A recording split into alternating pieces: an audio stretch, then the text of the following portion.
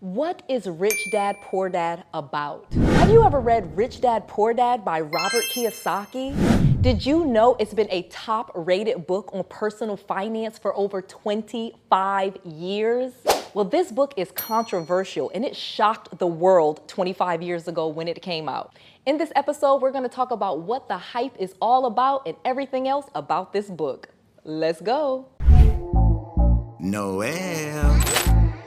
Yeah, she can fix that. You gotta get it done, no, you need to do it better. Well, she can fix that, yeah, she can fix that. Investment to get back, trying to get a big stack. She can fix that, let's fix that. I'm going to share with you the quick and dirty of everything that's in this book. I am going to debunk all of the myths and lies that are inside of this book. And I'm going to share with you this multi-millionaire secret on how to make millions from some of the information that's in this book. So let's first talk about why this book has lasted so long. Rich Dad, Poor Dad by Robert Kiyosaki is still the #1 book on personal finance, and it is obvious and easy to see why. The book is very simple and easy to read. Almost a child could read this book and understand the concepts that he is talking about.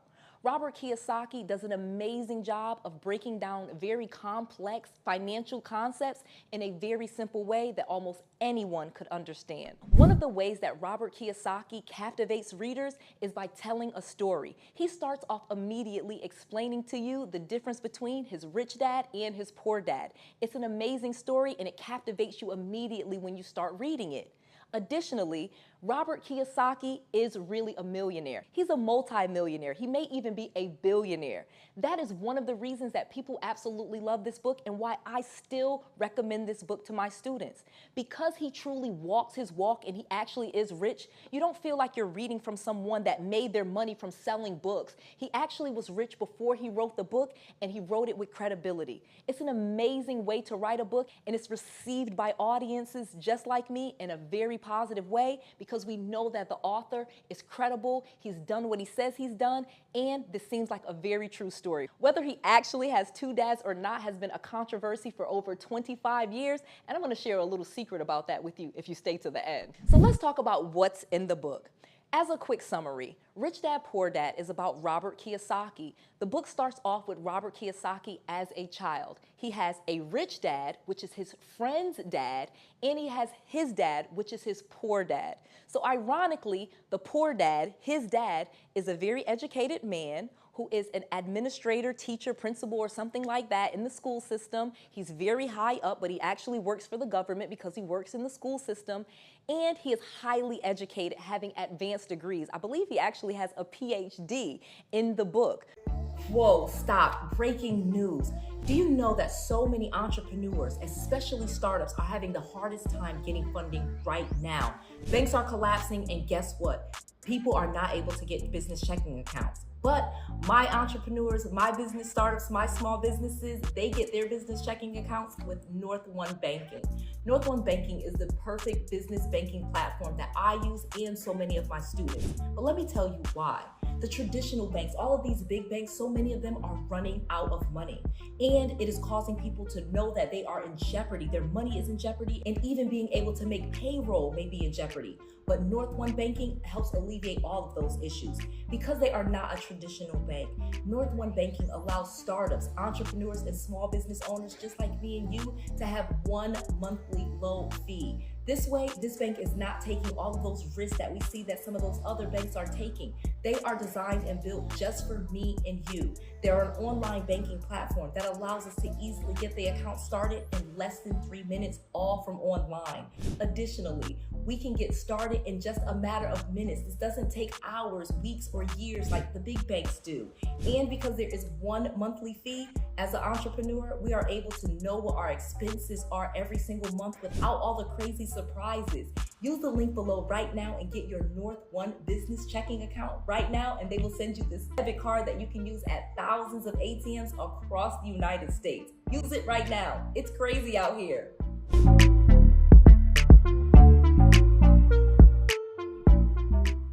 So Robert Kiyosaki's actual dad, his poor dad, seems like most Americans, or what most Americans would aspire to. He's very educated, he has a great job, he has a home, a family, a wife, and kids, but he's Robert Kiyosaki's poor dad. On the other side, we have Robert's rich dad, which is actually his friend Mike's dad. And Rich Dad is an entrepreneur. Rich Dad actually owns grocery stores, and in the book, he owns lots of grocery stores and several other businesses. He's an entrepreneur, and he does not work for other people. He may or may not have an education, but he definitely does not have as much education as Robert's poor dad. Robert's poor dad has a PhD. Robert's rich dad does not have any of those credentials. So it's very easy to start to get engulfed in the story and wonder how the rich dad became the rich dad. The second part of the story that really brings you in is he starts to explain a lesson. Here we go. So Rich Dad, when he's just a child, goes to work for Rich Dad, which again is his friend's dad, okay? He owns a grocery store and he gets Robert to work for him for just 10 cents a week, okay? And I guess back in the 60s or the 70s or whatever the heck this was, that was a decent amount of money, but it was a small amount of money. Eventually, Robert, the author, gets sick of working for Rich Dad for this small amount of money and goes to complain to Rich Dad. Rich Dad says to him, "I've been waiting for you to come here. I absolutely knew you were gonna get fed up working for money, and now I wanted to hear about it." Robert goes off on Rich Dad and tells him that he feels like he's taking advantage of him, that he's working at him as a child, that he's not paying him very much money, and that he should pay Robert more money. Well, Rich Dad responds in a way that most entrepreneurs know and understand, but again, if you're reading the book, you don't have this mindset. Rich Dad starts to explain that he's an entrepreneur and accepting a paycheck will always make you poor. You'll always basically be in the rat race, and the only way that you can make more money is by asking your boss, Rich Dad, for more money. And the way to really start making money is to not care about a paycheck. So in the end, Robert starts working for Rich Dad for free. And in the process, Rich Dad teaches Robert exactly how to become an entrepreneur and how to get rich. Because Rich Dad already knows how to make money, he knows how to start businesses, and he's very successful, Robert starts to associate with the way Rich Dad thinks, and he starts to realize all of the flaws and myths that his father holds. He realized that his poor dad is not rich. He is not a millionaire. Even though he has all of these advanced degrees and he has a job, he does not have the money, the status, or the financial freedom that Rich Dad has by working a business. So he starts to realize that even working for Rich Dad for free is way more valuable than working for someone else. Now, let's get to the fun part. So let's talk about why people love this book. Obviously, there's a story being told, but Robert Kiyosaki really starts to get into it. Once you kind of get the story of Rich Dad and how Rich Dad thinks, by the end of the book, you are indoctrinated into the way that Rich Dad thinks, and you are clear and sure that what Poor Dad is doing is not going to get you into riches. You start to realize maybe your parents have these same ideas and that you really do need to become an entrepreneur. Robert goes on to explain to us what assets are and why assets are not liabilities, but most working people just have a bunch of liabilities. He realizes that having a home and living in a home is not really an asset, but having lots of rental properties, for example, create multiple streams of income, increase his personal wealth, and is what creates that financial freedom that he's looking for. So when Robert Kiyosaki gets into real estate, he really explains how wealth is created and how being an entrepreneur and having income producing assets really takes you to the next level. This is the part that really resonated with me. Let me explain. I started investing in real estate in 2001, 2002 when I was living in Atlanta. I was in my early 20s. I was super young and I messed up everything. So when 2008 hit and there was a recession, I lost everything. I ended up back in my parents' basement with multiple foreclosures, bankruptcy, bad credit, no job, no money, just the worst situation ever. And when I was in my parents' basement, I got a coach, and this coach introduced me to the book Rich Dad, Poor Dad. I devoured that book in a week. I started to realize, like, wait, I need to be an entrepreneur and I need to stop thinking like poor dad. I really started to realize too, my parents were just like poor dad. My mom worked for the government and my dad believed that everyone should go to college. In fact, it actually took me many years to get myself out of that same thinking and to get into fully being an entrepreneur, because I realized that my parents had told me so much of the same things that poor dad was teaching Robert, that you needed to go to school, that you needed to put money in your 401k, that you needed to ask for a raise, you needed to get more certifications and things like that if you wanted to make more money. But I realized, just like Robert did when he was listening to his rich dad, like when I was listening to my coach became like my rich dad, that I could not work for people and I could stop striving to work for other people and climb corporate ladders, that I should try to get income producing assets like real estate, which I do, and that I could start using my money to make money, and that's truly how you became rich. You cannot become rich working for other people because they limit your income potential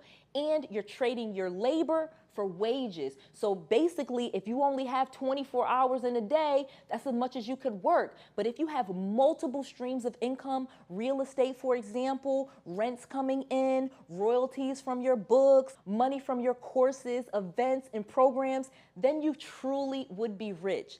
I absolutely delved into Rich Dad, Poor Dad, and although I think that some of the concepts are a little bit simple, I know that I followed a lot of the things that he's saying, and that's probably why I'm the rich millionaire that you see today. Let me tell you some other things about this book that are super interesting. But there is one thing that I gotta talk to you about in this book. There is one really, really big myth and lie that he kind of puts in the book that I just don't like. So one of the points that Robert Kiyosaki loves making in this book is that owning your own home that you live in is not an asset at all. And to his point, for most people, it is not. However, that is not true. If you own a home and you've bought it the correct way, it is an asset. But for most people, the reason why it's not an asset is because they just live in the house and they have no intention on ever selling the home. However, my home definitely is an asset. I bought the home with the intention for it to be a rental property. I bought it in a highly appreciating area, and I bought it with the intention that it was going to make me money and I was going to sell it in 2 to 5 years, which is another point that Robert Kiyosaki often makes in Rich Dad, Poor Dad. He says that when you have real estate, in most cases, you should be selling off your properties every 2 to 5 years. That's absolutely true, and that's one of the things that I do. I even learned that in business school. But saying that the home that you live in is not an asset is just wrong. It's not true. If you buy the right house, it's going up in value, and you're going to sell it, you don't plan on living in there for 20 or 30 years, then yes, absolutely it is an asset. But if you're like most people and you just buy a home and you live in it for the rest of your life, then yeah, probably not an asset. So kind of depends on what you're doing, but it does not make sense to say buying a primary residence, a home that you own, is not an asset. That's just not true. So I have a special offer just for you. My book, Real Estate Millionaire Secrets, is absolutely free for a limited time. Go to noellsfreebook.com and get my book, Real Estate Millionaire Secrets. You can get this book absolutely free, and I poured my heart into this book. I used to be broke, bankrupt, and in my parents' basement, and I was able to become a multi-millionaire in real estate doing the things that I have in this book. Rich Dad, Poor Dad is an amazing book, but I've taken some of those concepts and added things that work for me now in this book. Get this book absolutely free at noellsfreebook.com right now. I just want to make sure that you have all of the resources, all of the tools, and all of the knowledge that you need to be successful. This is Noelle. To your success.